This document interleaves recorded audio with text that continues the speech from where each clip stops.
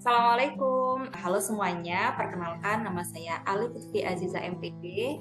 Saya adalah peserta Latsar Angkatan 6 CPNS Kemendikbud tahun 2022. Nah, saya bertugas sebagai dosen di Universitas Lampung. Hari ini kita akan membahas topik yang sangat menarik untuk dikulik-kulik. Nah, oleh karena itu di sini sudah join bareng kita rekan saya ada Ibu Elsa Rizkia Kencana, STMSC dari Institut Teknologi Sumatera. Halo Ibu, apa kabar? Halo Bu Alif, kabar baik? Bu, hari ini kita akan membahas topik yang seru nih Bu. Jadi tentang pekerjaan kita, Betul. tentang stereotip yang berkembang di masyarakat terkait PNS. Siap ya Bu ya? Langsung aja ya. Siap-siap, oke. Jadi untuk stereotip yang pertama nih Bu. Wah, ini banyak dibahas di kalangan anak-anak muda nih Bu. PNS itu idaman para mertua nih. Benar nggak nih Bu? Ibu apakah mertuanya Ibu? Bisa Ibu sampaikan nih. Oke. Oke, kalau menurut saya sendiri itu ada benarnya ya, dan saya juga cukup setuju dengan stereotip itu ya, karena banyak mertua, bahkan orang tua kita sendiri itu seneng gitu kalau anaknya jadi PNS ya. Mungkin karena PNS itu masih terlihat suatu pekerjaan yang secure gitu ya, yang aman, karena ya kita tahu sendiri ya, jarang gitu ada yang dipecat dari PNS, terus selain dari gaji pokok tuh tunjangannya lumayan ya, dan apalagi ada jaminan hari tuanya. Makanya menurut saya tuh PNS jadi pekerjaan idaman mertua, bahkan orang tua kita. Oh gitu ya, Bu. Jadi Bu cukup setuju ya. Jadi mungkin buat Anda-Anda yang single bisa cari jodoh PNS nih. Oke Bu, langsung ke stereotip yang kedua ya Bu. Nah ini yang mungkin agak negatif stereotipnya Bu. PNS itu kerjanya Mm. leha-leha dan tidak produktif. Nah ini gimana nih Bu? Mungkin bisa diluruskan atau gimana? Oke.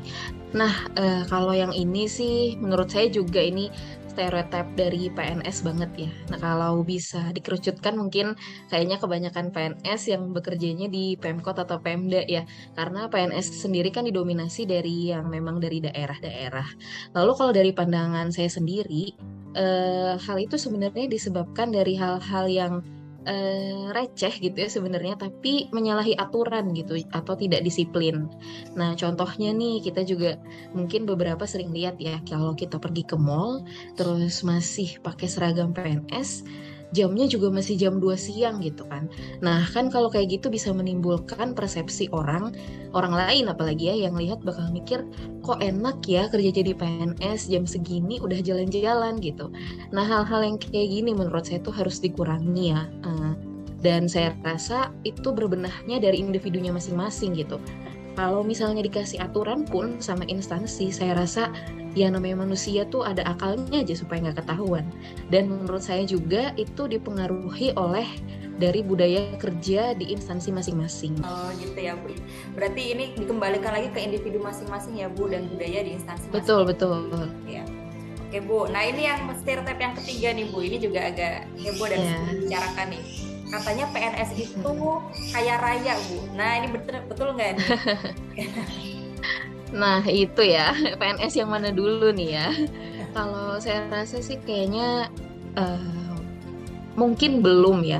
Cuma kalau misalnya PNS yang emang jabatannya udah tinggi ya, kayak jadi kepala dinas, terus sekretaris daerah, dirjen-dirjen di kementerian, ya mungkin iya ya karena tukinnya kan gede-gede ya kalau mereka.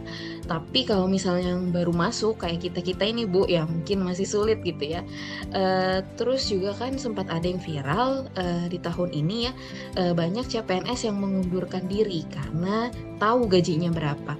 Nah, kalau menurut saya malah yang cocok itu PNS tuh hidupnya pas-pasan gitu. Nah, kalau yang ini saya setuju, Bu.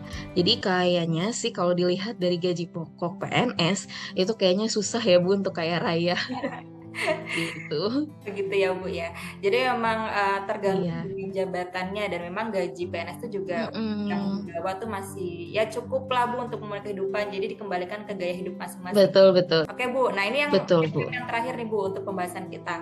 PNS Siap. itu berkompetensi rendah. Nah ini stereotip negatif gimana nih menurut Ibu nih?